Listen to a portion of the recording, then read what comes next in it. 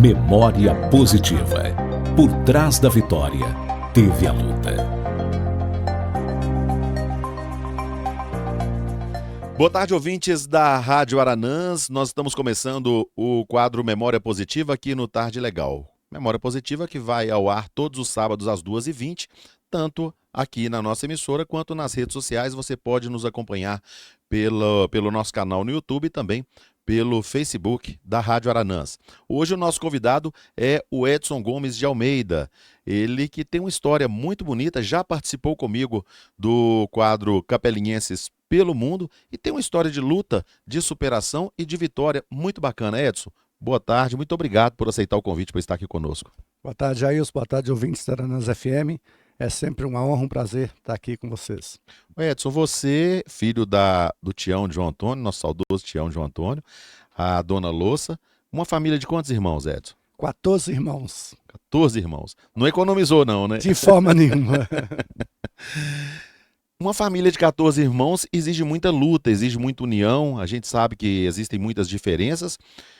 E a vida na infância? Você nasceu, foi em Angelândia, Edson? Nasci no Maracujá, de Capelinha. No Maracujá.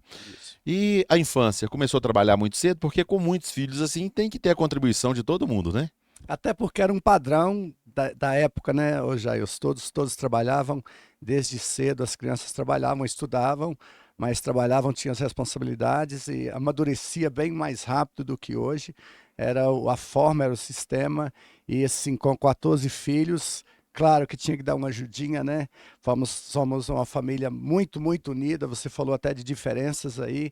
As diferenças na nossa família, graças a Deus, foram mínimas, nada que agravasse, que chegasse até uma situação de desconforto dentro da família, mas graças a Deus, pela bondade dele, os nossos pais, você citou o meu pai, Tião João Antônio, o saudoso Tião, um exemplo de ser humano, de pai, e foi muito agradável viver uma vida numa família tão grande, unida, e mais isso, não só os 14, minha mãe, os meus pais nós sempre tivemos pessoas. Acontecia muito, né, de criar outros filhos. Muitas outras pessoas. Pai e mãe têm vários filhos meus pais foram agraciados de poder ajudá-los também. Uhum. Ô Edson, da infância, qual lembrança que você tem? Ficou morando um tempo no Maracujá? O que você se lembra da infância? Não, do Maracujá não. Eu saí do Maracujá, eu tinha 1 ano e 6 meses, há 2 anos, e fui para Angelândia, de Angelândia sim. A minha infância até os 12 anos foi em Angelândia. Angelândia, sim, eu tenho muitas memórias. Muitas boas. brincadeiras, muitos amigos de infância? Muitos amigos de infância, muitas brigas na escola, o que era comum até então, não leva a mal, mas era coisa normal Era. da época. Coisa que a gente tinha mais pavor quando você encontrava um mais forte, é para cima, espera depois da aula, você fala, meu Deus. Misericórdia. O me espera depois da aula era duro, né? Essa é a frase que ninguém gostava de ouvir. É, verdade. Ô Edson, e teve essa fase que você disse de trabalho. Qual foi seu primeiro emprego, Edson? O primeiro emprego aí já foi aqui em Capelinha. Foi em Capelinha? Tá, até então a gente trabalhava Você veio na pra cá fazenda. Com 13 anos? Com 13 anos. Eu regressei de Nova Serrana. Nós moramos em Nova Serrana um ano. Teve em Nova Serrana também? Isso, 1 ano e meio. E ao regressar para Capelinha, a gente morava em uma casa e do lado de cima da casa tinha um policial. Alguns aqui de Capelinha devem lembrar dele, o Matar. Uhum. E esse Matar, ele consertava radiadores. E eu tinha 13 para 14 anos e eu comecei a ajudá-lo a consertar os radiadores. E ele mudou, foi transferido. E eu fiquei com a oficina com 15 anos de idade, ali no saudoso Hamilton também, próximo da cadeia, que hoje é a Câmara Municipal. E eu comecei a soldar radiadores ali. E assim começou a minha vida. E quanto tempo você ficou trabalhando com radiadores? Fiquei trabalhando com radiadores 5 anos, de 14 até 21 anos, 6 até anos. 21? Isso. Então foi bem um tempo, né? Bem um tempo. Trabalhei em Capelinha, depois fui para Itamarandibba, tinha oficina aqui em Itamarandibba. E de Itamarandibba que eu tomei rumo, fui pro corte de cana. Ô Edson, agora teve uma fase da sua vida que foi uma fase que a gente sabe é o sonho de muita gente, mas muita gente imagina um sonho mais leve, um fardo mais fácil de carregar. Aí você decidiu, foi nessa época que você decidiu sair do Brasil? Tá, essa expressão sonho de muita gente não foi o meu caso. Eu nunca tive sonho Não de. era um sonho ir? Não, nunca, não sabia nem como funcionava, nem como ir, nada. Eu estava morando em Itamandiba e como todos nós temos a época que a gente faz os estragos, né, para arrumar depois. E então eu não estava, a minha cabeça não estava muito boa financeiramente. Eu ganhava muito bem, mas não tinha controle. E o saudoso Érico, também pastor Érico, o filho dele tinha ido, Juninho, trabalha na Uhum. prefeitura hoje, ao qual eu devo muito favor, muito respeito pela família dele, por ele. E o pastor Érico falou: por que você não vai para os Estados Unidos? Meu filho está lá e a minha sobrinha está indo. Eu falei: Estados Unidos? Como que vai? Ele falou: não, a gente arruma tudo. E eu não tinha dinheiro. Uhum. E aí eu conversei com o Agnaldo, meu irmão, e ele falou: não, eu te arrumo dinheiro. São pessoas que Deus usou para Uhum. me direcionar. Uhum. Aí você fez os planos de ir. O momento da ida, porque a gente sabe que sair do Brasil não é sair do Brasil, é você largar, você abrir mão da convivência familiar, você larga pai, você larga mãe, você larga irmãos, tudo para trás. Tem que ter, de certa forma, um desapego naquele momento. Como é que foi o momento da partida? Ô, Jair, foi uma turbulência, uma coisa muito rápida. Funcionava assim, da forma que eu fui. Mais à frente, quando a gente estiver falando, aí eu vou voltar aqui para a gente explicar direito como funcionou. Eu fui pelo México na época e a gente foi para Belo Horizonte para fazer o passaporte. Uma agência iria programar a viagem para a gente seguir, correto? E fomos, o rapaz chamava Edgar, não esqueci o nome dele, e fizemos o passaporte, fazia o passaporte em Belo Horizonte na época. E ele falou que em umas 3 ou 4 semanas a gente estaria viajando para os Estados Unidos. E eu regressei para Capelinha 3, 4 dias depois. Ele falou: olha, vem que a gente já está indo.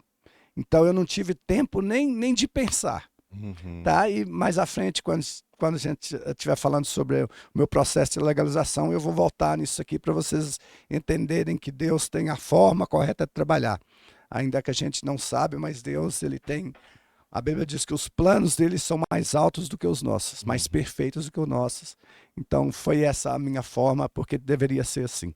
Sabe o momento que eu acho que deve ser difícil para uma partida para fora do Brasil? A hora de comunicar para o pai e para a mãe. Como foi chegar para a dona Louça, chegar para o tio João Antônio e falar com eles: olha, tô indo embora, vou ficar tanto tempo fora, que a gente sabe justamente esse apego que tinha, e eles sempre, mesmo você estando distante, a gente notava neles isso, esse apego com você. Não tenho o que falar. Da despedida, eu lembro da minha mãe, não tenho o que falar. Uhum. Tá, aí essa partida, entrou no avião, vamos embora para os Estados Unidos. Como é que foi? Tá. Na realidade, eu não estava indo para os Estados Unidos. O processo seria esse. A gente entrei no avião, fomos para Venezuela, ficamos um dia no Venezuela, só questão de escala mesmo do Uhum. voo. Tá? Venezuela não tinha nada a ver com o voo, só questão de escala. Dormimos na Venezuela, no outro dia nós fomos para Cuba.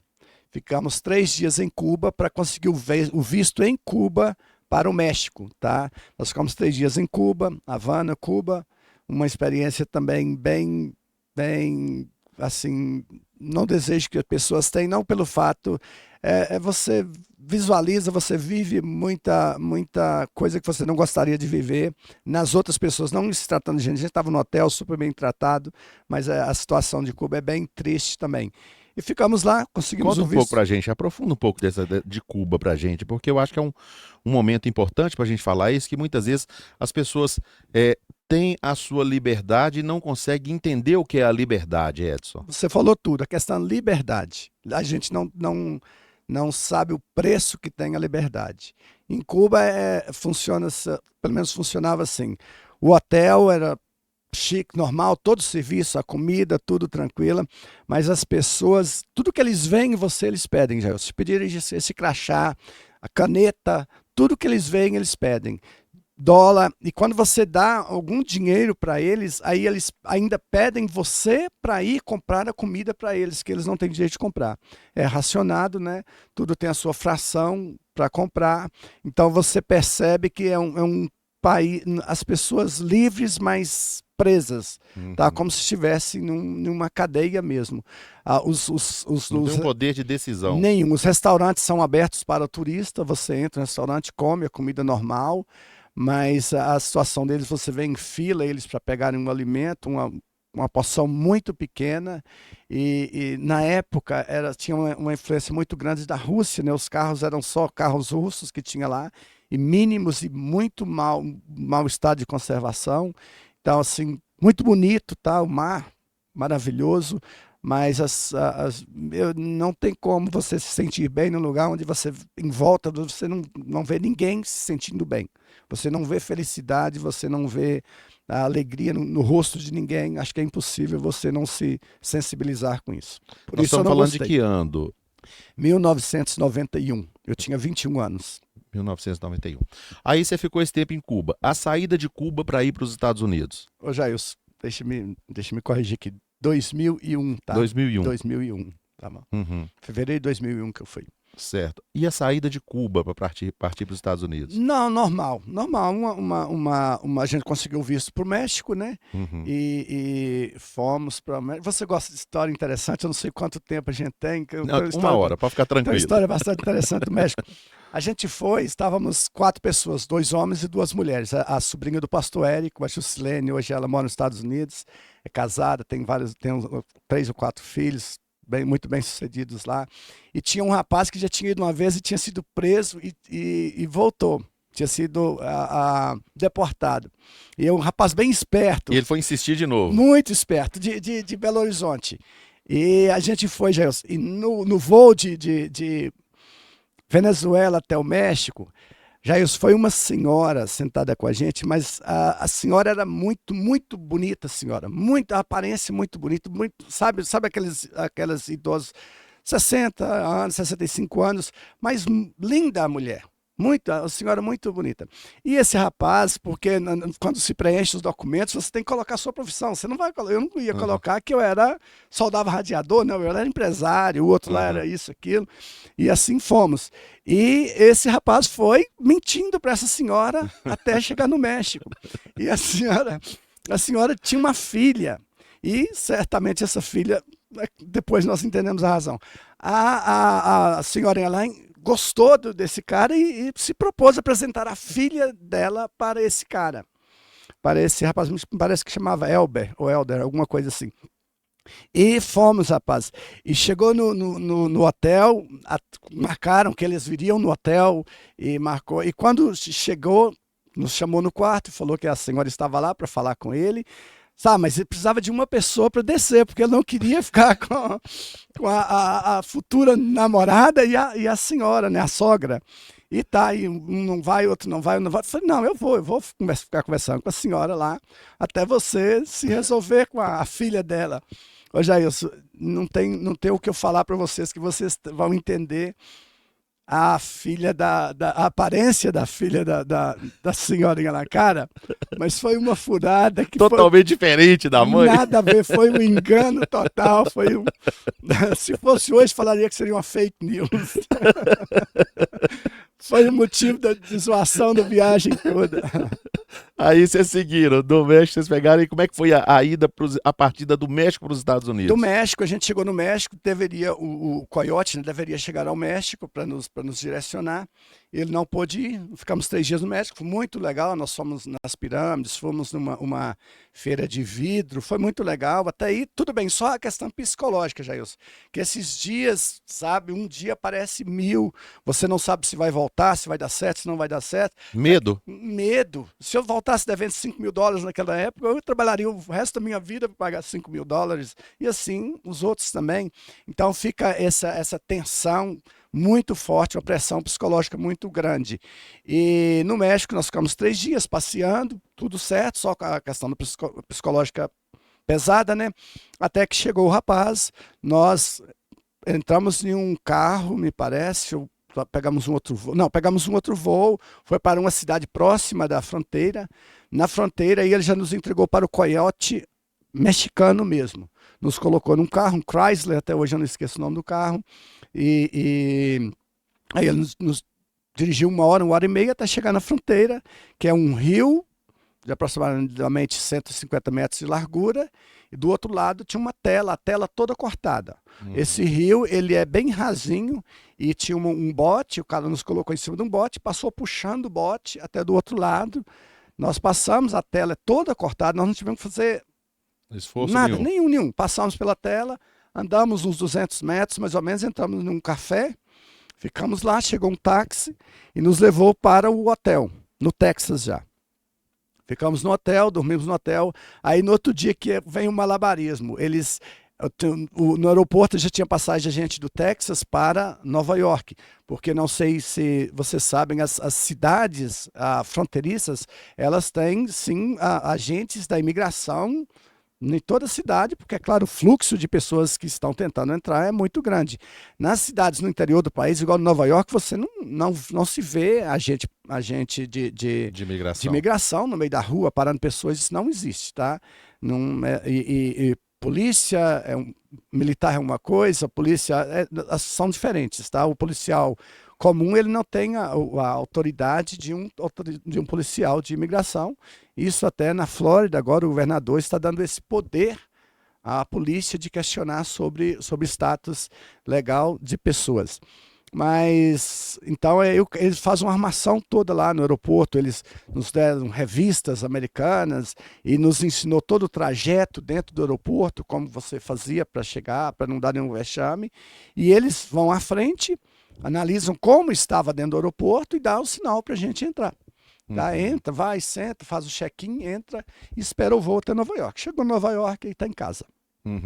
Então, se fosse, por exemplo, por terra, vocês seriam mais fiscalizados, o risco de ser pegos era maior. Por terra, como Você em que saindo, sentido? depois que você atravessou, você já estava no Texas, né? Você estava num café. Isso. Então, a partir dali, vocês foram de avião. De avião, existem sim. Eu não entendi a sua pergunta, porque existem por terra. Existem outras formas de passar. Existem pessoas que passam pelo deserto, caminhando, 2, 3 dias. Então, esse sofrimento você não teve? Não, nenhum.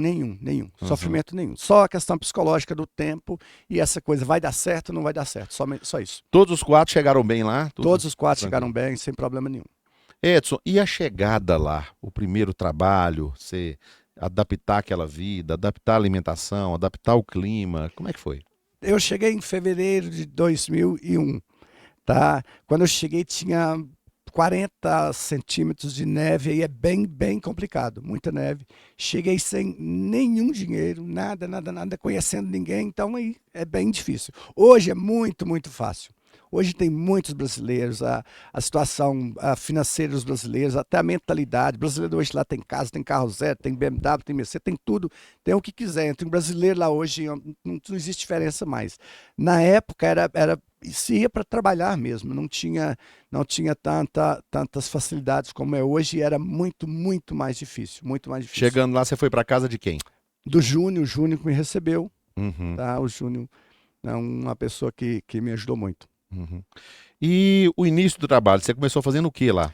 Tá, de início, eu fiquei 21 dias sem trabalho, eu saí até com o Júnior e ajudá-lo, a gente ia ajudar, e a gente comia, no caso meu caso, não estou falando pelo Júnior, falando por mim, a gente comia o café que sobrava nas mesas do pessoal lá que a gente limpava dos escritórios, e alguma pessoa ajudava também, é uma fase bem difícil.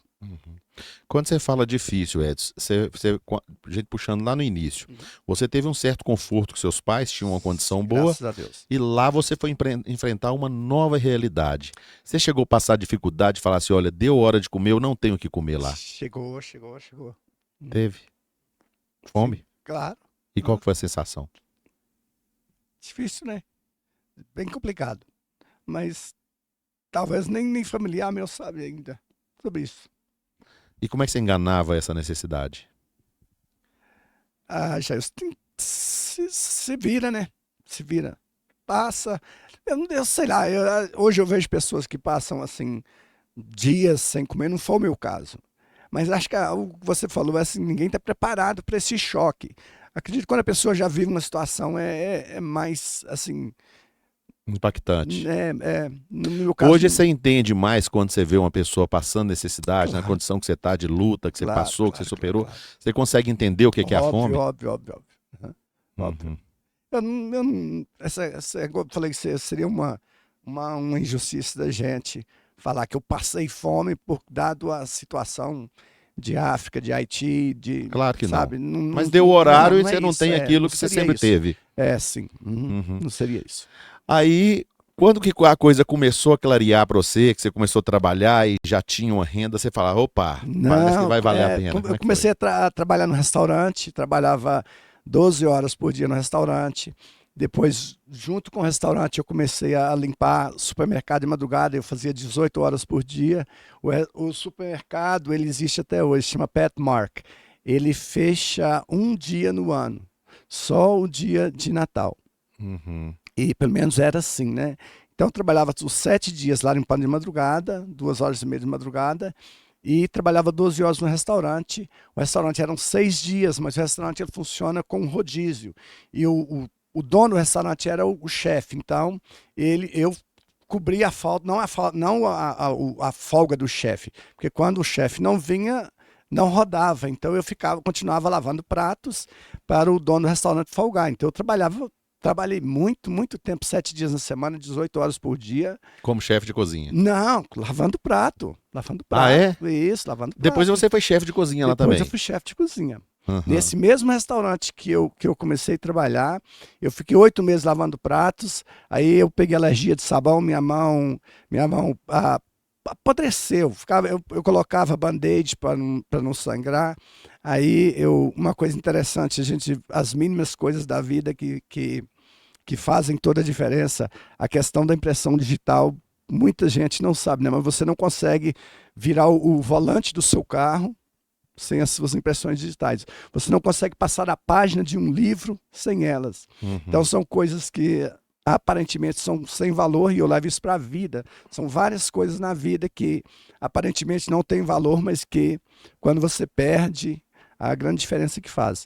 Então eu perdi a impressão digital e estava sangrando, eu saí do restaurante. Mas enquanto eu trabalhava lá, eu aprendi alguma coisa, não cozinhar, mas a questão da salada, do forno, de comida italiana, tá? E aí eu saí, fiquei fora. Depois o meu patrão me ligou para mim voltar, para não trabalhar mais lavando pratos, para trabalhar na salada e um pouco no forno. Eu fiquei trabalhando ali.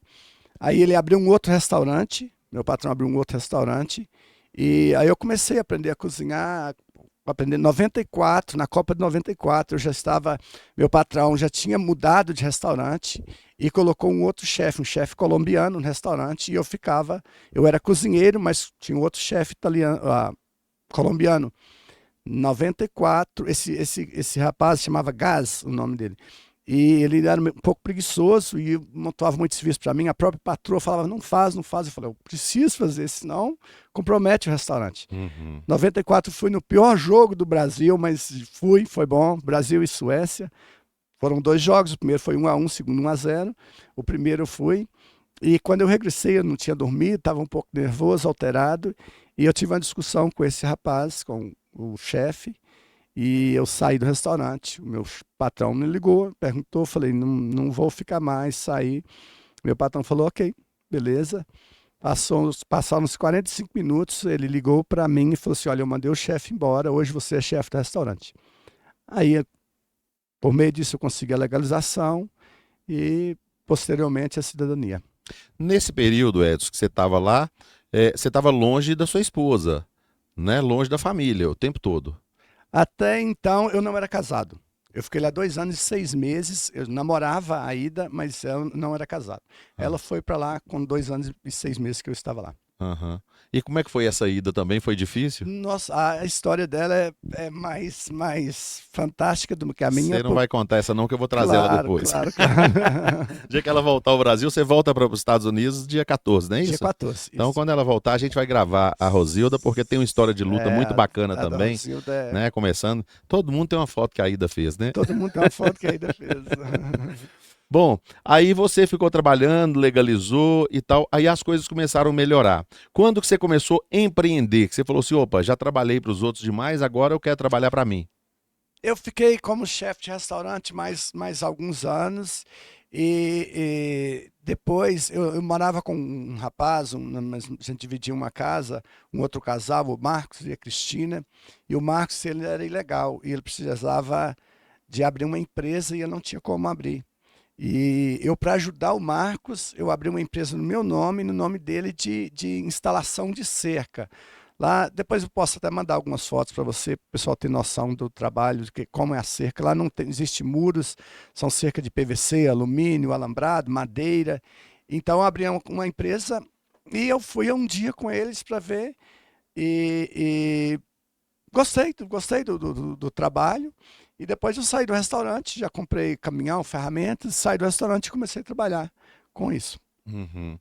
E os primeiros serviços, teve facilidade de entrar no mercado? Não, nunca tem facilidade. Eu saí na época, eu ganhava, hoje os valores lá são diferentes, e ainda assim, quando se fala valores dos Estados Unidos, não se pode levar em consideração aqui, porque o gasto lá é diferente. Mas na época, eu ganhava US$ 700 por semana, era um bom salário. Hoje, isso aí lá já não é um terço do que ganhava antes. Então, hoje, eu ganhava US$ 700 por semana, na condição de chefe, e saí para ganhar 260 para aprender o trabalho. Fiquei Uhum. trabalhando numa empresa, ganhando 260 por semana, fiquei 60 dias nessa empresa. Aí eu comprei o caminhão, as ferramentas, aí eu quis ser subcontratista, que era o meu objetivo. Eles não tiveram confiança em mim, eu fui para uma empresa muito desorganizada, mas sofri muito, muito, muito. Quando eu estava trabalhando nessa empresa, e a empresa que eu tinha trabalhado antes me chamou. Aí eu falei, as condições são essas, essas e essas. E eles aceitaram e eu fui. E a gente levantou a empresa deles porque trocou a forma de trabalhar com subcontratos. Levei muitos brasileiros para trabalhar nela lá. Então deu uma impulsão muito boa na empresa desse rapaz também. E é o que eu faço até hoje.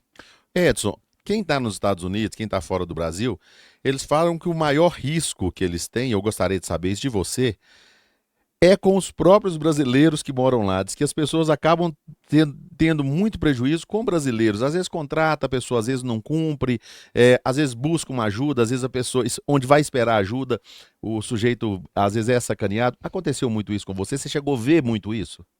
Já eu discordo desse ponto de vista, respeito quem tem, mas discordo. Eu acho que a gente reclama do que está próximo da gente. Porque eles falam que às vezes as pessoas são muito exploradas por quem já está lá. Tá, essa é uma outra mentalidade, né? O nível do trabalho do Brasil e dos Estados Unidos é muito diferente, tá? A intensidade é diferente. E você falou antes, no início da nossa conversa aqui, essa questão do sonho. Todo mundo que sai do país vai esperando resolver um problema que ele tem um sonho de resolver. E na realidade você vai encontrar um problema lá tão grande quanto o que você tem aqui. A única diferença é que o país lá ele chama o país das oportunidades, né? O que aqui não tem, mas as dificuldades são maiores do que se tem aqui. Você vai chegar, você tem a barreira terrível do idioma, a barreira legal, a barreira você deixa a sua família, chega com outras pessoas. Então é o meio que você está. Não tem Uhum, como você reclamar, Jair, de buraco na cidade de Curvelo, você não mora lá. uhum, Sabe, você mora em Capelinha, você vai reclamar de Capelinha. uhum, Sabe, então o cara que ele reclama do brasileiro, peraí, que convívio que ele tem, com outras pessoas lá? Nenhum. Ele uhum. só tem com brasileiros. E ainda vem a questão da mentalidade, né? Que nós chegamos lá com a nossa cabeça de brasileiro e precisa ser adaptada à cabeça de lá, não que seja certo ou errado, isso não vem ao caso, mas a situação é bem complicada. Se eu pegar uma pessoa que hoje, eu se levar lá para trabalhar comigo lá hoje, a forma que eu trabalho lá, e essa pessoa gravar 60 dias e trouxer aqui me levar na justiça aqui, você tá doido. É? Não, tá louco, eu não me livro nunca, porque é completamente diferente. Então, isso para quem não entendeu ainda o que é os Estados Unidos, de início isso é abuso, é abusivo, está explorando e tal, mas essa é a realidade do país. Eu costumo falar os Estados Unidos todas as pessoas lá estão dentro de uma esteira, essas esteiras industriais não para, sabe? Não para, não tem como você entrar e querer mudar o que já está em movimento, sabe? Então, assim, eu discordo, claro, pode ter havido, sim, mas não é essa a Não é o situação. costume, né? Não é esse o costume. Ô Edson, às vezes a gente fala assim, olha, fulano de tal quer ir para os Estados Unidos, mas tem uma diferença muito grande, porque lá não tem as leis trabalhistas, os direitos trabalhistas que tem aqui. E outra coisa, aqui a pessoa trabalha 8 horas por dia, na hora que está dando 7 horas e meia de trabalho, ele já está de olho no relógio esperando dar 8. E lá o sujeito trabalha 16, 18, já deve ter trabalhado todo esse tempo aí, né? Se a pessoa trabalhar aqui também, ele prospera. Se ele dedicar o tanto que ele é obrigado a dedicar lá, ele dá uma prosperada também. Sim ou não? É claro. Esse dia, conversando com o pessoal que trabalha para mim, com o pedreiro, eu falei para ele assim, olha, hoje ele ganhava R$ 150 por dia aqui, eu falei para ele, eu teria coragem de pagar 600 por dia, se fosse da forma que é nos Estados Unidos. E aí nós precisamos entender, Jair, que não é só questão pessoal. Tá? É todo um sistema que existe, de ferramentas, todas as facilidades que existem, ou seja, lá se produz, aqui não se produz, porque aqui tem tantas dificuldades, sabe? E mais com também o nosso jeito de trabalhar. Não, o funcionário aqui no Brasil, ele, é claro, não estou falando mal da pessoa, nem disso não, mas não se leva tanto em conta a produção. E nos Estados Unidos você precisa produzir, pronto, acabou. Não existe outra, sabe? Porque os gastos são muito altos, o Jailson.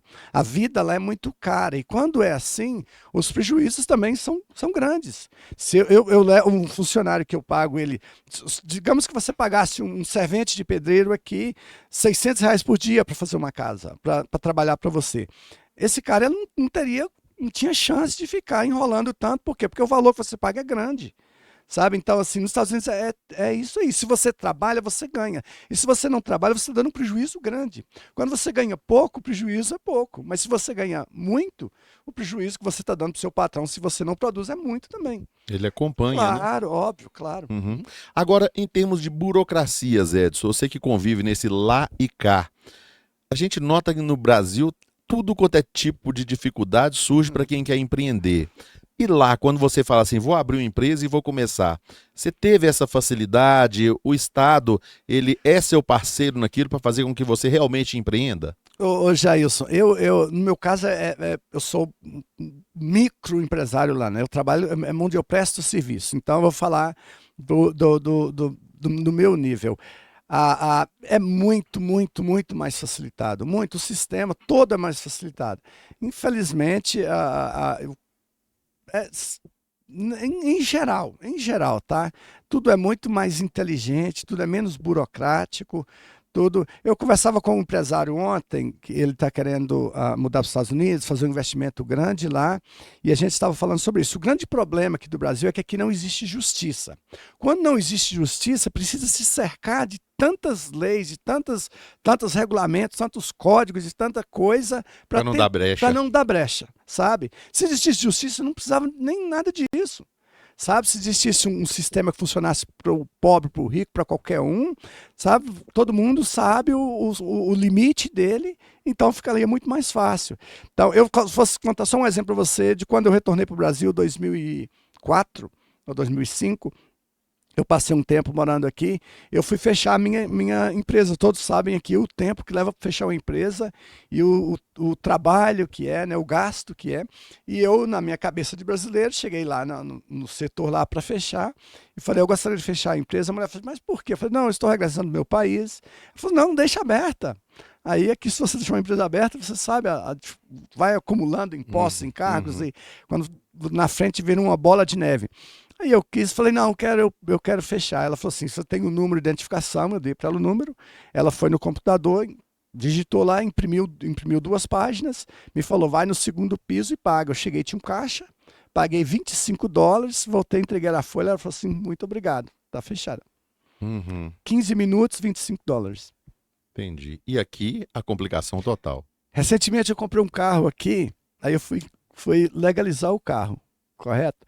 Me levou mais ou menos 30 dias, isso usando o despachante, tá? para legalizar, tive que levar, fazer não sei o quê. Lá, duas formas. Ou não me custaria nada, me custaria alguns dólares, que a própria concessionária fazia tudo, ou para eu fazer, me levaria, eu teria que entrar online, fazer agendar no que seria o Detran daqui, né? Agendar, eu iria lá 10, 15 minutos, estaria pronto. Uhum. Aqui foi 30 e poucos dias, lá 10 minutos. Ô Edson, e você chegou a passar algum momento assim, ao estar lá, de risco de ser deportado, de separado por imigração, de ter medo, por exemplo, no momento de uma doença, precisar procurar um serviço médico e falar assim: ah, vou chegar no serviço médico lá, hoje eles me pegam, tô voltando. Chegou, como é que é isso do dia a dia? Porque todo mundo pensa geralmente num problema de saúde. Então você vai ter que procurar ali, você tem que ter um documento, você vai apresentar um documento, tô ilegal. Como é que é isso? Não, tá. É como eu te falei, não tem nada uma coisa a ver com a outra, tá? Você pode não ter o benefício. Agora, o hospital, nem a polícia que te parar na rua, nem nada tem esse poder de te denunciar assim, não funciona assim, tá? Uhum. Esse risco de deportação, tem que haver uma denúncia muito bem fundada, ou se você é procurado, tá? Quando, já que passamos, quando eu falei que ia voltar no processo meu, que eu nunca tentei um visto e fui pelo México, quando eu fui me legalizar, no dia da entrevista nós chegamos na imigração, o advogado falou: olha, tem um problema para você. Eu falei: mas qual? Ele falou: não sei, vou olhar.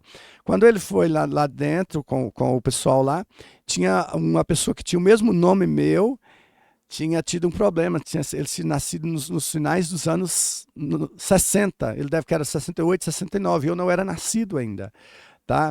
Então, moral da história, se algum dia eu tivesse tentado um visto aqui, eu tivesse conseguido esse visto para os Estados Unidos, quando eu chegasse eu teria sido preso, tá? Porque eu era procurado, e aí até que um advogado fosse entrar para provar que não era eu, mas no mínimo eu seria deportado também depois. Sim. Você Tá? escapava de um, mas não escapava do Isso. outro. Agora, o risco de ser deportado lá, assim, no meio da rua, não, ainda não tem isso não. Existem pessoas que são denunciadas por questões, igual você falou, você pode até entrar em uma briga, Jair, isso não tem problema nenhum, sabe? Você vai ser preso, tal. Agora, a questão com drogas, com um crime mais grave, aí sim, aí pode ser que eles te reportam para um juiz de imigração, e o juiz de imigração que tem que fazer o processo de deportação. Edson, como que era o contato com a família enquanto você estava lá? Ligações, essa coisa toda. Diz que tem um caso interessante que tinha um lugar, né, que você ligava num determinado lugar, a família tinha que ir lá para poder conseguir falar com você. Como é que era isso? As dificuldades eram aqui e lá, né? Lá pela questão do valor. Lá tinha pessoas, eu conheci pessoas que gastou todo o dinheiro que ganhou lá com telefone. Falando com a família. Sério? Sério. Teve uma moça que morava na casa da gente que nós tivemos que fazer vaquinha para ela voltar. Com 5 anos de América. Ela não tinha nem para passagem. Uhum. Tá? Gastava tudo com telefone. Saudade da mãe, ligava. Era o único meio que tinha, e carta, né? Uma carta demorava 25 dias para chegar. Se nascesse uma criança, que você lembra bem, se você que gosta de memórias, tinha que alugar uma máquina ou pegar emprestado, correto? Uhum. Você deveria... Tinha na época, comprar um filme, 36, aí levava o tempo para encher Queimou. esse filme. Encher esse filme, levava para Foto Rosilda, tá? Mandava-se para Belo Horizonte, 8, 10 dias para chegar. Quando chegava, vinha a expectativa: será que tem uma foto? Ou queimou todas? Tá? Depois que chegava essa foto, aí enrolava mais alguns dias para mandar, ou seja, 60 dias, 65 dias, eu via um sobrinho que nasceu aqui, depois de 65 dias. Uhum. Era assim: você me fez uma pergunta de que Do telefone. do telefone. Tá, as dificuldades aqui é que, tanto aqui quanto lá, aqui a gente não tinha telefone. E mais tarde eu vinha comprar um telefone, aí eu paguei $2.500 por ter uma linha de telefone em casa, certo? Era como funcionava. Então nós tinha aí, usava o telefone do pessoal ali da esquina lá, que ajudava eles muito, entendeu? O Nu, aquele pessoal lá. Diz que tinha um orelhão que você ligava também, né? Marcava um horário para poder ligar e subia a família toda para esse orelhão para esperar você ligar. Não, no orelhão, era eu que ia no orelhão lá nos Estados Lá, Unidos. né? Aqui não, aqui eles falavam na casa do Flamino lá mesmo. Ah, Era. tá. Então, lá eu... Já, você está me fazendo lembrar, eu acho que isso deve ter acontecido. Tinha um negócio sim. no orelhão, tinha uma história do orelhão. Vai no orelhão que eu vou ligar. Aí você ligava. Eu acho que isso acontecia sim. Eu não estou bem lembrando, mas lá nos Estados Unidos sim, porque era muito caro. Então a gente fazia aquelas ligações ilegais. Até lá tinha isso. Uhum. Até lá Ô, tinha. ô, ô, Edson, e você ficou quanto tempo sem vir ao Brasil? Eu fiquei 5 anos e 6 meses sem vir aqui. Uhum. Quando chega, é uma diferença muito, muito, muito grande. Justamente, quando você chegou a primeira vez, que aí esse contato com a família depois de tanto tempo fora. Nossa Deus, foi fantástico, fantástico. Agora, porque quem sai, hoje não, né, Gilson? Nós estamos falando de épocas diferentes. Hoje tem a internet, você vê as Uhum. pessoas crescendo. Quando você sai, ficava um tempo assim, a mente da gente é como se você fosse ver todas as pessoas do mesmo jeito. E quando chega é uma diferença, mas é uma sensação muito boa. Voltar para casa O é muito bom. principal sonho de quem está lá é se organizar aqui. Correto. Você ganha lá e quer investir aqui, você quer voltar melhor do que você foi. De repente, se a pessoa foi com um certo aperto financeiro, ele quer voltar mostrando que ele Correto, superou, não para correto. mostrar, mas é uma Questão vitória para ele, né? claro, claro, De que deu certo. claro. E quando que você começou a investir aqui em Capelinha? Eu comecei a investir, o primeiro investimento meu aqui, eu comprei uma fazenda, que era do meu sogro, recentemente eu vendi. E comecei a plantar café, não deu certo, depois comprei gado, também não deu certo. Não são só vitórias não, tá, Jair? Tem algumas derrotas também. Tá? Aí depois você vendeu a fazenda. Não, eu vendi a fazenda recentemente, há 5 anos Tá. atrás. Você quando plantou eu eucalipto plantei também. eucalipto, quando eu fui... Eucalipto deu certo. Deu certo. Não deu certo. Também não.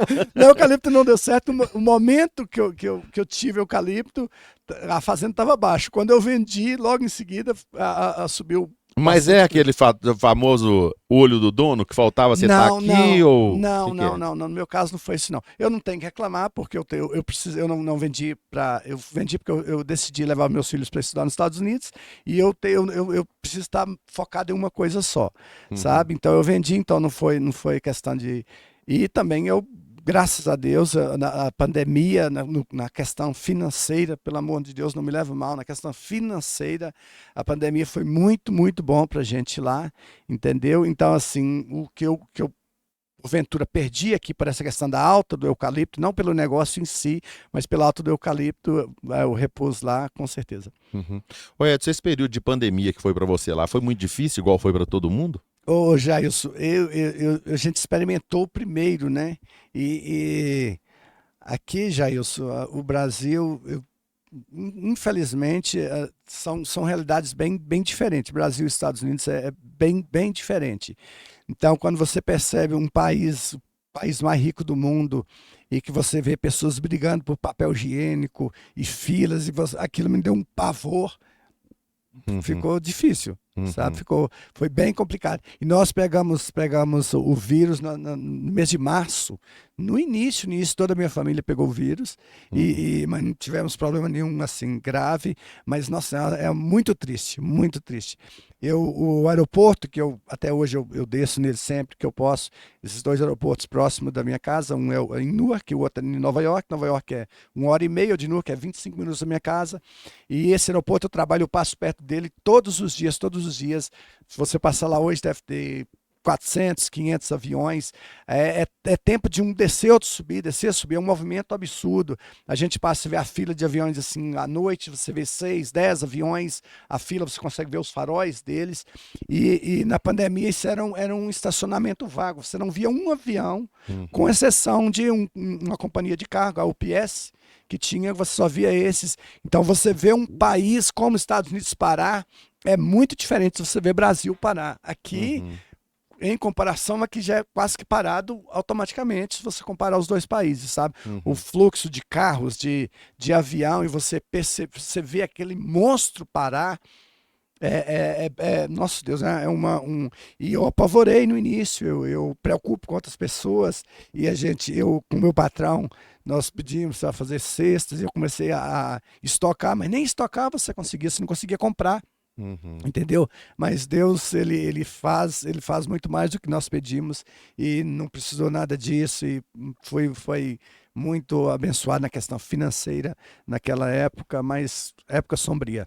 Você investiu em Capelinha no momento em que as pessoas todas tinham o costume, né? Das lojas baixas e não tinham o costume de galerias. Aí você construiu o Sky Center, né? Atraindo empresas. Como é que foi isso? Tá, na realidade, foi uma visão que eu tive, de fazer aquilo, a galeria, e que na realidade nem funcionou como galeria. A cidade naquela época nem aceitou tanto. Tanto é que eu tive que alterar, modificar depois. Mas foi sim o primeiro. Primeiro, depois o Ildeu, seu Ildeu, começou a fazer lá onde que é próximo do Correios. Uhum, Depois o Gildásio começou a fazer o Minas Center. Foi sim o primeiro. uhum. Hoje, quais são os seus investimentos aqui em Capelinha hoje, Edson? Só investimentos imobiliários. Só Não imobiliário, tenho né? fazenda, não, só imobiliário. Uhum. Uhum. Você notou que seria mais interessante para você, já que você já tinha investido no café, já tinha tentado o gado, foi um eucalipto por um tempo e desistiu da área rural. Como é que é isso? Como é que Certo. foi essa mudança para você? Você viu a oportunidade, já que o mercado imobiliário de Capelinha já estava passando por esse momento de expansão, como ainda está tendo uma carência muito grande? Correto. Você falou no início que não é sorte. Não, não é sorte mesmo, até porque para se ter sorte exige muito da gente também. Mas tive um pouco de sorte na supervalorização, né, dos lotes no centro, e para mim foi bom. Depois, os outros investimentos que eu fiz na questão, na área imobiliária, foi questão de conveniência mesmo. Pelo fato de eu ser uma pessoa dividida entre Brasil e Estados Unidos, fica mais conveniente para mim, tá? Trabalhar com uma coisa que não me dá tanto problema. Não ter um retorno financeiro que se pensa pelo valor, pelo capital empregado, mas permite eu ficar nos Estados Unidos quando eu quiser e aqui quando eu quiser. Então não me prende tanto. O Edson analisando o Edson. Nossa Deus. Você fazendo uma autoanálise Ah, do que você passou e de onde você chegou. eu sinto orgulho de mim mesmo. Com muita humildade, mas sim. Uhum. Entendeu? Você imaginou que ia ser tão difícil? Não, eu nunca tive nada, aí já é questão de personalidade, né? Meus pés sempre são no chão, é questão de personalidade, então nunca imaginei que fosse fácil. Uhum. Ô Edson, chegou um momento da família da Ida ir, aí ela foi para Tá, que redundância, redundância, né? daí. Ida ir, né? Ida ir. A Ida foi. E ela chegou lá, ficou mais leve com a família mais perto? Nossa, claro, muito mais leve, muito melhor a companhia, mais uma pessoa tão especial como ela, muito melhor. Muda Uhum, tudo, né? E a época já era diferente também, tá? A uhum. época já estava bem mais acostumado, já totalmente adaptado e os problemas já tinham sido passados, os momentos difíceis já tinham passados. E depois que ela estava lá, quanto tempo que começaram a vir os filhos? Nós tivemos o Edson Filho 7 anos depois de casados. Uhum. Uhum. Aí ela chegou lá, já trabalhando, para você, de certa forma, ficou mais leve, né? Com certeza, muda bastante, muda muito, Uhum. muda muito. Trabalhou muito, não vou entrar em detalhes que você falou Vovô. que vai conversar com ela, mas sim. A dificuldade que geralmente o homem e a mulher enfrentam lá é tudo muito diferente? Porque eu tenho amigos, por exemplo, tá lá, eu tenho uma amiga que ela falou, não, já, eu trabalho de servente pedreiro, quando pinta o serviço e tal. O pessoal não é muito escolher serviço lá não, né, Edson? Não tem tanta essa opção, né? Não tem essa opção. Eu acredito que para a mulher é mais pesado, bem mais É, né? pesado. É o homem pela natureza, né? Pelo porte físico, e o homem, você encarar o trabalho pesado é uma coisa natural. A mulher é bem difícil para a mulher. Não tem Uhum. muitas opções para a mulher. Tá? Ainda que você falou, exercem sim pintoras, tem mulher que trabalha na pintura, sabe? Tem muita gente, mas a grande maioria mesmo trabalha com faxina, trabalha em casas de família, e aí, assim, é bem pesado, bem pesado. Tendo essa visão, Edson, da vida na América e a visão da vida aqui, em termos empresariais, o que é que você acha que faltava o Brasil ter de melhor para poder deslanchar, para crescer? O que é que falta, Edson? Ô Jailson, é bastante complicado, porque a análise que a gente faz, ela, na maioria das vezes, ela é mal entendida, sabe? Mas que sim falta muito apoio do governo para os empresários, a fonte que gera, tá? A fonte que gera no país, não se leva em consideração o empresário, sabe? Nada contra os direitos do trabalhador, nada contra, mas tem que saber de como vai sair, entendeu, Jailson?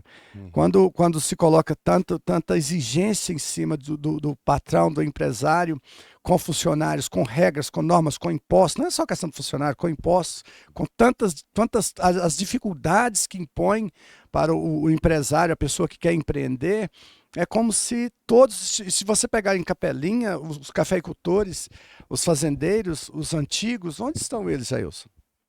Sabe? A grande maioria não subsistiram, não conseguiram levar para frente, as empresas a mesma coisa.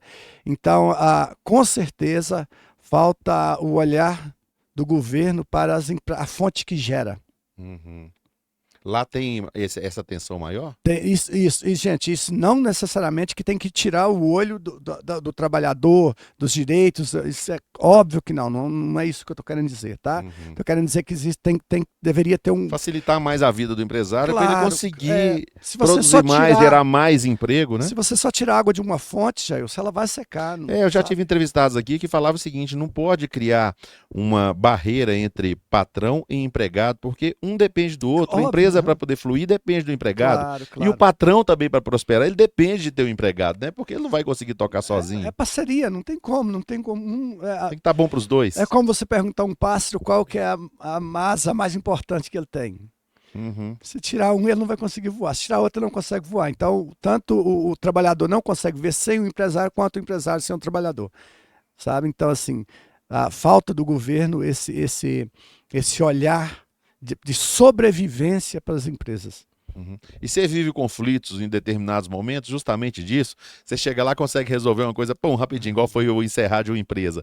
Aí quando você chega aqui, você fala, nossa, mas eu tenho que esperar tanto tempo para conseguir resolver uma coisa tão simples. Leva uns dias, volta, gente, o tempo das coisas aqui é bem mais lento, a gente chega um pouco acelerado, leva uns dias sim para acostumar, leva uns dias.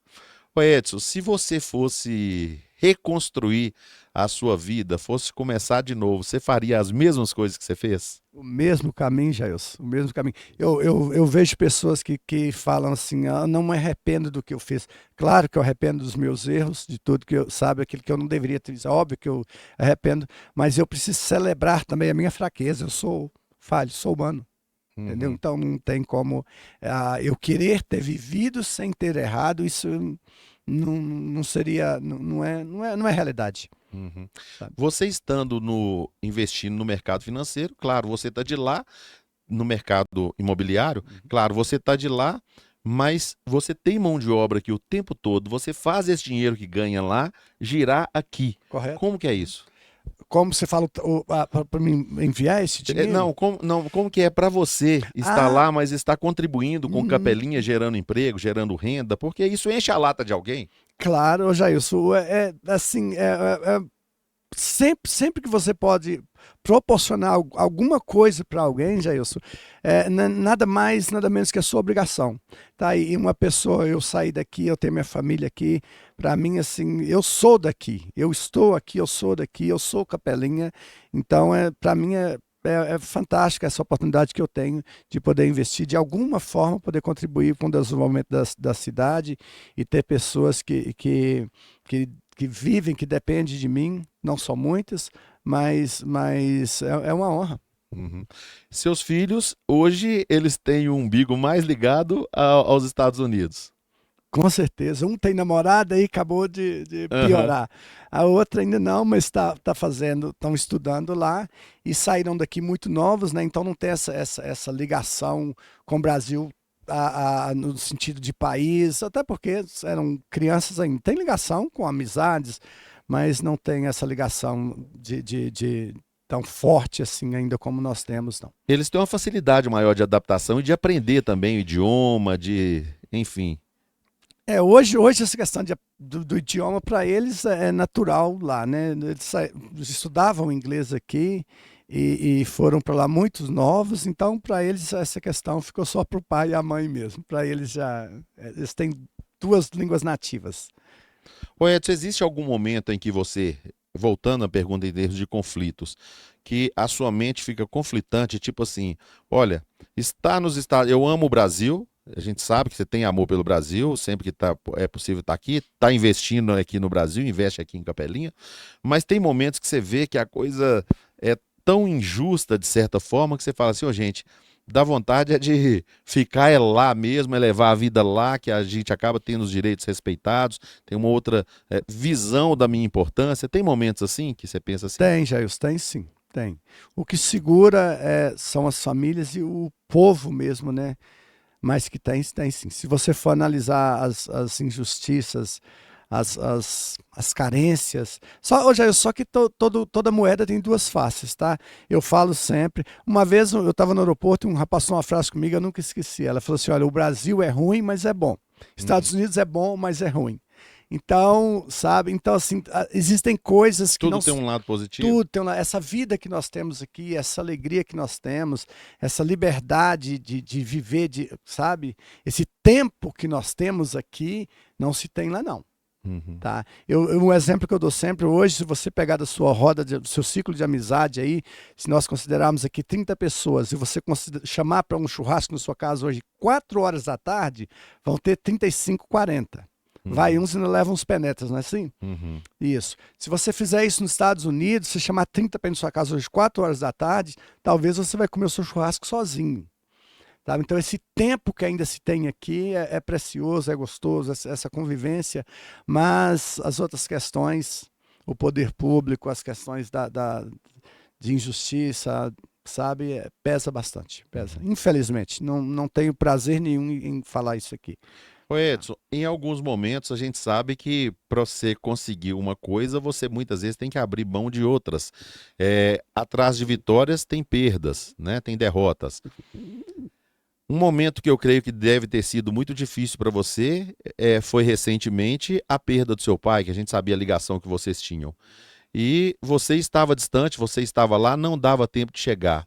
Você vê, às vezes, uma solenidade ali de sepultamento de um pai, igual da forma que você viu. Eu fiquei sabendo que você assistiu através de câmeras, assistindo à distância. Deve ser uma dor terrível, né? A dor da perda, a dor da distância, a vontade de estar ali. Como é que foi isso? Como é que foi esse momento? Ô Jailson, a dor da perda ela é tão grande que tudo que as pessoas que falar, quem estava perto, quem estava longe, são só desculpas, não interfere na dor da perda, na dor da separação, sabe? E eu particularmente, sou uma pessoa muito consciente e eu entendi esse momento do meu pai, ele tinha que regressar para a casa do pai, e eu aceitei com toda a dor, com todo o luto, mas assim, é o ciclo da vida, é o processo. Eu seria o mais incompreensível dos seres humanos se eu não soubesse que meu pai, ele fechou o ciclo, nada foi interrompido, ele viveu o que tinha que ter vivido e foi muito doloroso, é muito doloroso. Edson, quero te agradecer imensamente. Você foi convidado para estar aqui justamente por você ser memória positiva, memória de luta, memória de vitórias, né? E é esse exemplo que a gente precisa passar para as pessoas. Mostrar para as pessoas que tem um caminho a ser trilhado e um caminho do bem. Claro. Hoje a gente pega muitas influências que elas acabam sendo negativas e a gente tem que contrapor isso, porque você viveu justamente um tempo em que a palavra tinha um valor, tinha um peso, que o companheirismo tinha um peso, e hoje muitas vezes isso são fatores que muitas pessoas desconsideram, não valorizam isso.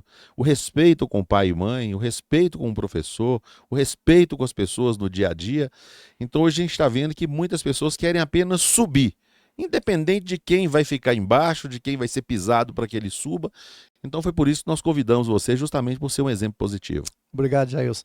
Ô, Jailson, esse tempo atrás, nos Estados Unidos, eu estava falando com a minha esposa, porque eu fui ajudado, sabe? E hoje, a situação hoje está tão difícil que você não consegue nem ajudar. É verdade.